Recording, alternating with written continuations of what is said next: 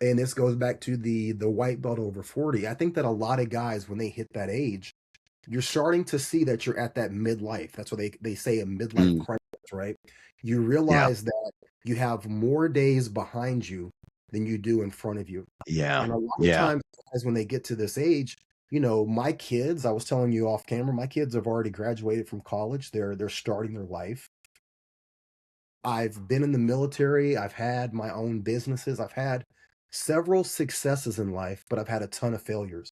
And I think that when men find themselves at this point, this apex of life, you go, I need to do something. I need to test myself, or I need to get back in shape, or I need to, Yeah, create these relationships with men again because I've been so focused on my family or so focused on work. And so it's very easy. And I know that I'm not the only person who feels this way because I've had so many people that have absolutely not. Yeah, reached out to me on social media and said, "Man, you hit the nail on the head. You articulated something that I was feeling, but I couldn't mhm, verbalize." And it's that's awesome.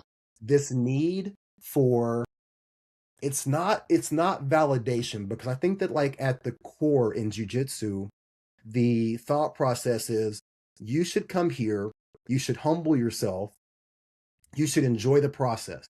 Well, entering a sport and enjoying the process and being humble is way easier when you're 17 or you're 20. If Right, you're right. my if you're 48, I don't have 20 years. Yeah, You know, objectively speaking, I don't have 20 years to go, "Hey, I'm just going to enjoy the process." Now, that's something that I've come to understand recently that at the end of the day, I can't force my coaches to promote me any faster. I can't make my body do moves that it physically can't do. I can't I make my mind retain information any better than it does, right? So my journey through jujitsu is going to be as long as it is. If I stay on the mats for 20 years, there's no guarantee that I'm going to get a black belt.